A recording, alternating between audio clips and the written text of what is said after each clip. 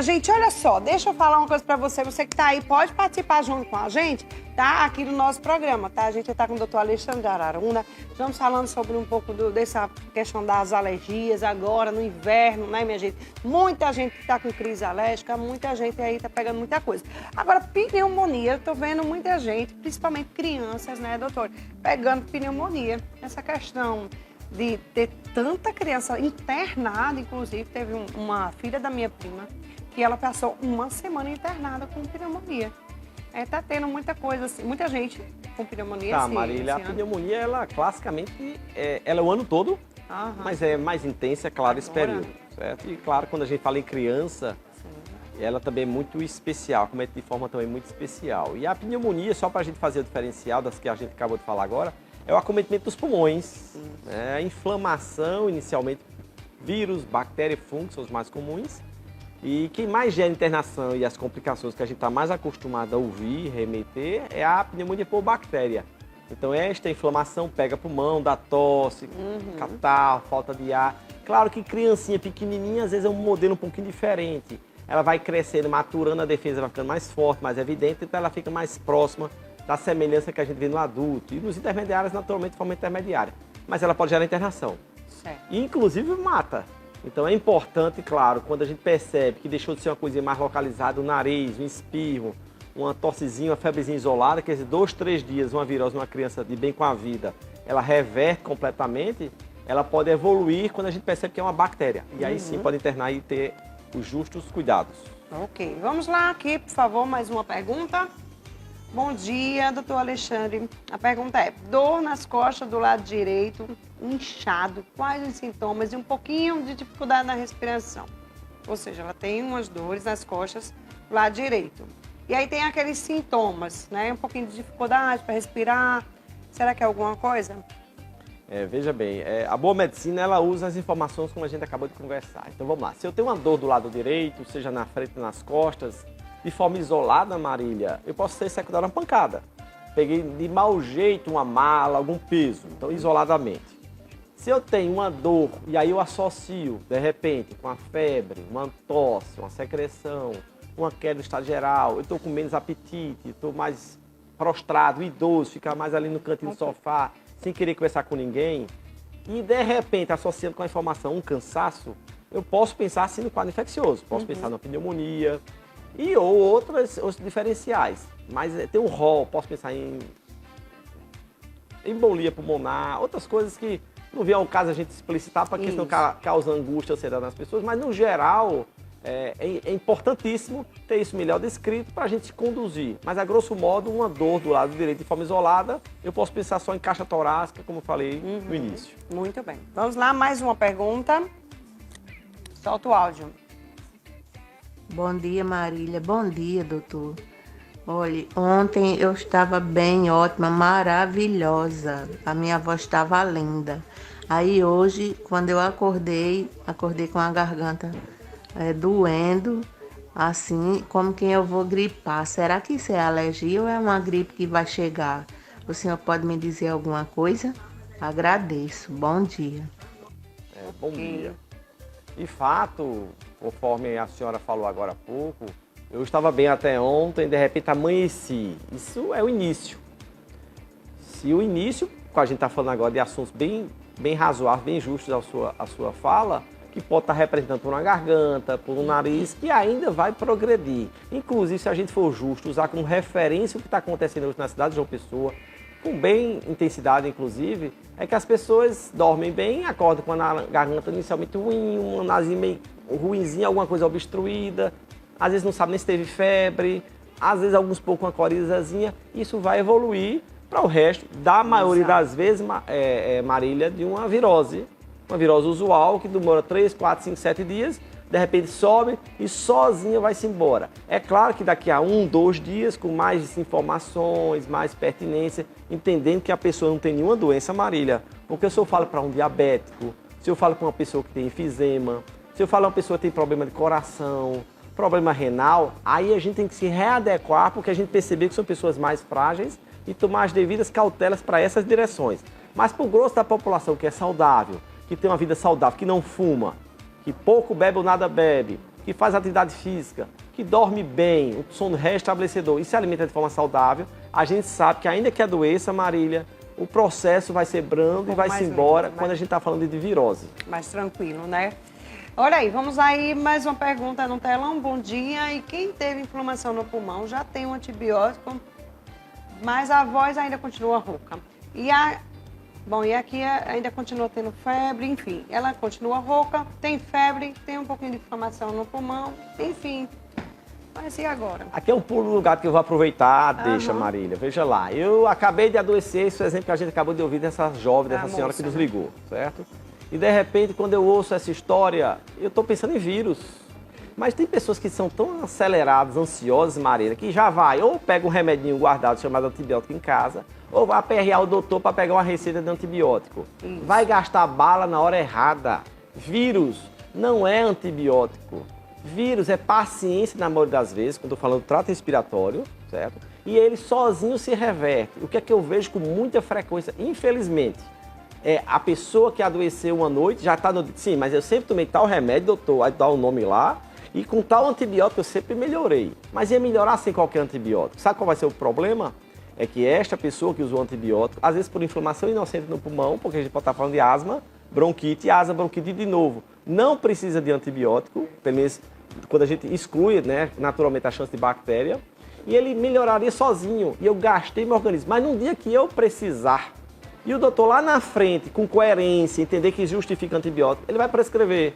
E eu vou ligar para ele reclamando, não funcionou em mim, mas eu esqueci de avisar ele que eu usei várias vezes antibiótico na hora errada. E aí sim vai ser o preço que a minha saúde naquele momento vai pagar. Graças a Deus, eu escutei exatamente isso, né? Que o antibiótico ele não trata de um vírus, né? De uma virose, digamos assim. Ele trata de outras coisas, das bactérias, não é isso? Perfeito. Deixa eu te perguntar outra coisa. O própolis com limão e mel, todos os dias de manhã, é bom para dar uma aumentada na imunidade? O pessoal fala que é muito bom. No geral, a gente gosta, eu tenho o hábito de sugerir às pessoas, quando a gente fala de vírus, né? Nariz, corrente, espirro. Como a gente viu os exemplos aqui? Gente, o chá, o lambedor, e aí de repente alguém gosta do própolis, alguém gosta do chá da erva cidreira, gosta da hortelã da folha grande, da hortelã da folha miúda, da casca da romã, que essa pra mim é um dos líderes que eu mais costumo prescrever. Tem um lambedor até de romã que é muito bom, né? Perfeito. Tão gostosinho, gente. Só que, naturalmente, eu tô falando para o geral e eu sei que o mel não dá com diabetes. É verdade. Então a gente só tem que ter os cuidados. Mas, no geral, o chá sozinho, ele é extremamente saudável. Porque o mel, na maioria das vezes, que é gostoso, para quem usa na rotina, ele é apenas um a mais para estimular a pessoa a beber água.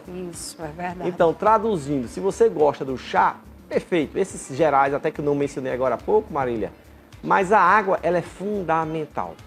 Fundamental. Alho com limão, chá de alho com limão, gente, é péssimo, viu? Mas é tiro e queda também para quem tá gripado, meio arriado. Diz que é muito bom também, né, doutor? Mas vamos lá, tem mais uma pergunta aqui. Bom dia, povo lindo. Minha filha tem 9 anos, vive espirrando às vezes. Os espirros têm um mau cheiro imenso. Pode ser sinusite. Marília, você tá linda. Obrigada, viu, minha amiga? Será que pode ser... eu acho que deve ser rinite misturada com amidalite, de repente, não sei, né, doutor? Perfeito, Marília. Vamos lembrar, como você mesmo se antecipou, que existe diferença de rinite e sinusite. Botei aqui porque é um pouco mais profundo, mas nos ossos do rosto, que a gente vai chamar seios da face, né? E naturalmente a rinite é mais superficial, aquela coresia que de regra vai-se embora e não passa disso. Quando às vezes, Marília, adentra um pouquinho mais, que a gente está chamando de sinusite, ali fica um pouquinho mais guardado. Por exemplo, pode ser uma razão de eu dizer que eu estou sentindo, a pessoa paciente, estou sentindo um cheiro estranho, um cheiro mal cheiroso, digamos assim, mais forte. Ou, como você bem colocou, qualquer razão outra que venha, desde estômago, que pode dar, ou cavidade oral, dente, né, gengiva, que pode também dar o odor. Mas eu lembrando que ela falou de nariz, eu acho que ali o diferencial, naturalmente, é perceber que é uma criança de 9 anos, que já pode ter o histórico de rinite, e de repente ficou meio não tão valorizado, e eventualmente o odor, pensando que seja daqui de cima, possa ser decorrente da sinusite. Um médico especificamente avaliando com melhor característica essa criança, ele vai ter mais informações para, inclusive, iniciar um tratamento. Muito bem. Tem áudio? Solta o áudio, Janaína. Bom dia, doutor. Eu tive uma tuberculose em 2012. Aí fiquei boa, fiz o tratamento lá no Clementino Fraga, fiquei internada. Aí eu gostaria de saber por que eu fiquei ainda com os sintomas, com a sequela no pulmão. O médico falou que eu fiquei com a bronquialtasia no pulmão. Queria saber se essa bronquialtasia tem cura ou se eu vou levar essa bronquialtasia pro resto da minha vida. Eu sinto muitas dores nas costas, um pouco de falta de ar. É normal? Bom, veja bem, a gente está falando da tuberculose, que é uma outra doença, com outro germe, que tem uma outra evolução. Quando a gente sabe que existe tuberculose, a mais frequente é a da nossa ouvinte, que é a do pulmão. Essa tuberculose, por sua vez, quando a pessoa rapidamente detecta, Marília, com 2, 3, 4 semanas, rapidamente inicia o tratamento, aquele remédio por 6 meses, a maioria das vezes a pessoa respeitou o tratamento todo dia, e a nossa ouvinte sabe disso, normalmente pode não deixar sequela. Infelizmente, às vezes passa a chance da pessoa fechar o diagnóstico cedo, por alguma razão particular. E de repente, esta tuberculose, ela vai fazer uma festazinha extra. Vai deixar umas feridazinhas que talvez, pelo que nós ouvimos agora há pouco, seja a referência. A bronquiectasia. Traduza de uma forma grosseira, como um broncozinho ficou torto, a gente vai chamar de uma feridazinha dentro do pulmão, que ali pode juntar secreção, um catarrozinho, às vezes pode até sangrar. Então, aquilo é uma deformação que o pulmão não consegue mais recuperar. E perceba que a gente ouviu um áudio que faz 10 anos de história. Então, eu entendo que esta bronquiectasia, essa feridazinha que ficou de cicatriz no pulmão, ela vai lhe acompanhar o resto da vida. Agora, existem condutas, atitudes, desde a senhora, que é a paciente, que é a portadora, mas também do serviço, para lhe orientar como melhor lidar com esta cicatriz chamada bronquiectasia, para que ela, particularmente, quase não seja percebida ao longo de sua vida. Muito bem. Tá aí, tem mais uma pergunta. Vem aqui, Jana. Bom dia, doutor. Quais os cuidados necessários para uma criança que sofre com sinusite e rinite alérgica? Que é o caso da minha filha Yasmin, de 6 anos. E tem cura? Ou só o tratamento, doutor? A jovenzinha Yasmin, de 6 anos de idade, ela tem uma carga genética. Possivelmente a mãe tem, o pai tem, um avô, uma tia, pessoas da família têm, porque a gente percebe que é uma questão genética. Se a gente se pegar muito, mais ou menos 20 a 30% da nossa população brasileira, de 10 pessoas que hoje estão na sala nos assistindo, 3, Marília, são portadores de rinite alérgica. E qual é o pulo do gato? Evitar os fatores estimulantes, evitar os alérgenos, os cheiros, os produtos fortes, que usa no rosto, que a gente come esses produtos enlatados, como a gente mencionou agora há pouco, para que a carga genética ela volte ou a abrandar ou a adormecer, porque a gente nunca pode falar de cura. Porque Marília, numa certa vez, adormece com 6 anos de idade, a criança fica até os 25 anos de idade sem mais nada, dá nos 25 ela se larga, eu posso comer isso, eu vou botar produto no meu cabelo, eu gosto de cheirar isso, ou infelizmente tenho muita proximidade no meu trabalho com cheiros fortes, tais produtos, e ela vai lembrar ali, depois de quase 19 anos, se a gente tomar como referência a pequena Yasmin, que ela não curou, que a doença adormeceu, como é a maioria das doenças genéticas. Tem gente que tem alergia a perfume. Você chega perto da pessoa, se ela tiver com perfume, ela começa a tim. Eu digo, nossa, alergia a perfume, existe isso também, doutor? Existe alergia a tudo, Marília. Alergia a perfume, gente. Existe alergia como é que é? A frio. pessoa não passa perfume, né? Usa o quê? Uma colônia? Não sei não. De nada a pessoa usa, né? Porque tem alergia a perfume, né? Tem gente que tem isso também. E aí vive espirrando. Né? Você não pode chegar com um perfume diferente que espirra. É muito engraçado. Vamos lá. Mais uma pergunta aqui, Jana. É aqui, né? O que é bom para a sinusite? Nariz escorrendo, espirrando e o nariz entupido. O que é bom para tomar? Ou colocar, na verdade, né? Porque existe também aqueles nasais, né? Que o pessoal passa muito, né, doutor? Vamos lá. Então, uma vez eu fiz toda a prevenção, mas eu estou precisando de alguma coisa. Essa é a pergunta de forma objetiva.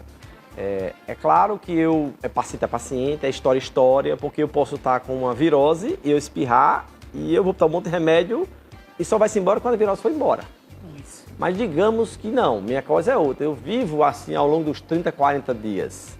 E aí eu preciso tratar. Existem vários tipos de tratamento. Existe o asseio primeiro, que é a coisa mais simples do mundo, marido, que às vezes as pessoas ignoram, porque não custou ir na farmácia pagar e comprar. Mas vai na pia, lava, passa o dedinho, passa uma aguinha.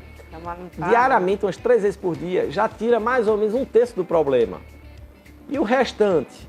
Aí é paciente a paciente. Mas existem comprimidos, inclusive não necessariamente os corticoides, porque é uma coisinha que a gente deixa para o final da fila, quando a maioria não resolve. Naturalmente, que eu estou falando agora acerca dos efeitos colaterais do corticoide, né? E existem também aquelas medicações, como você mencionou, que a gente põe no nariz. Mas, de novo, pessoa a pessoa, condição a condição, porque, infelizmente, às vezes, o joio e o trigo estão muito próximos e eu preciso distingui-los. E, às vezes, nesses sprayzinhos, está uma coisinha lá que não é legal, que vicia, que dá uma abertura rápida no nariz, mas acelera coração, dá insônia, Tem que ter cuidado, né? sobe pressão e é vendido, às vezes, de forma inocente. Exatamente. Tem que ir ao médico primeiro, né, claro, para poder o médico passar o remédio adequado, né, para você. Como eu falei, na minha casa todo mundo tem as suas alergias, mas a gente já sabe o que todo mundo, quando começa a espirrar, já sei o que é que cada um tem que tomar. Então a gente já sabe que aquilo ali é uma sinusite ou uma rinite, enfim. E aí a gente já sabe exatamente o que fazer na hora para melhorar. Até dizem que lavar o rosto, debaixo do chuveiro, lava o rosto, dá uma melhorada. Isso é mito ou verdade, doutor? É condição. Vamos imaginar que alguém que disse isso, Marília, está falando num chuveirozinho, água morna para quente. Isso, para quem está com rinite, Imagine né? que eu esteja todo com gesto. A semelhança daquela inalação que algumas pessoas fazem, cobre o rosto, um ar bem quente que ajuda a soltar. Então o banho, nesta hora, ele ajuda a soltar também, banho quente, no caso.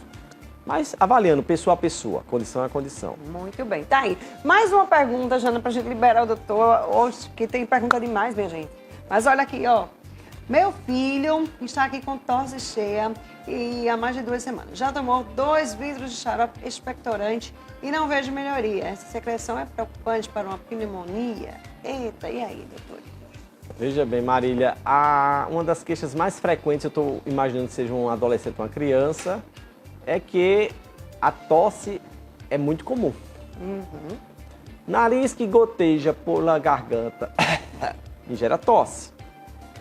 Um brônquio fechado gera tosse. Azia, refluxo, do adulto, idoso, a criança e às vezes o pequenininho, de 2, 3 anos de idade, gera tosse. Então, eu tenho remédios como efeito colateral dão tosse. Mas como é uma criança e o relato é uma tosse cheia, especificamente falando de uma criança com tosse cheia, eu posso acreditar, grosso modo, daqui por essa análise que deu xarope expectorante, é que a tosse que está sendo tratada daí é a consequência. E aí é o grande problema. Se você quer resolver um matagal em um terreno, Marília, você só cortar o superficial, daqui a uma semana está tudo de volta. Então você dá um xarope para uma tosse, numa parcela das vezes você está dando só na consequência. Você tem que ir na raiz. E aí a grande possibilidade da tosse ser de origem alta, nariz, e aí goteja, e criança tem muito dessa faculdade. Então você tem que agir no processo raiz, no processo inicial do problema. Porque a tosse, por consequência, ela vai abrandando. E não é só dar uma coisinha para soltar aquela secreção, porque sempre vai ter que soltar. É verdade. Muito bem, doutor Alexandre, vou liberar você, viu? Porque eu sei que tem muita pergunta, mas não dá. Tem muita pergunta aqui no telão, tem muita pergunta no nosso WhatsApp, mas não dá para ele responder todas, né? Senão a gente ia ter que passar a manhã inteira aqui, viu, doutor Alexandre? Ia ficar no nosso consultório online aqui, né, para todo mundo. Mas, gente, obrigada aí pela participação de vocês, obrigada, doutor Alexandre, por ter vindo aqui responder os nossos telespectadores, né? Um assunto muito importante, né? Se cuidem, vão ao médico, né, doutor? Fala aí, deixa um recadinho aí, que acho que você vai deixar um recado melhor do que eu. Vá, simbora. Um prazer, Marília. Lembrar as pessoas que a prevenção sempre é melhor do que ter que tomar remédio. Então, antes de adoecer, ter uma vida saudável, uma vida melhor possível que cabe a cada um. Para que a gente não termine apenas em medicações. Enquanto precisar de medicação, idealmente, que os nossos serviços de saúde, os públicos e os privados, possam atender a nossa população de forma adequada. Muito bem. Tá aí, minha gente. Obrigada, doutor. Olha só, gente, agora eu vou falar da Uzunai, a loja Uzunai.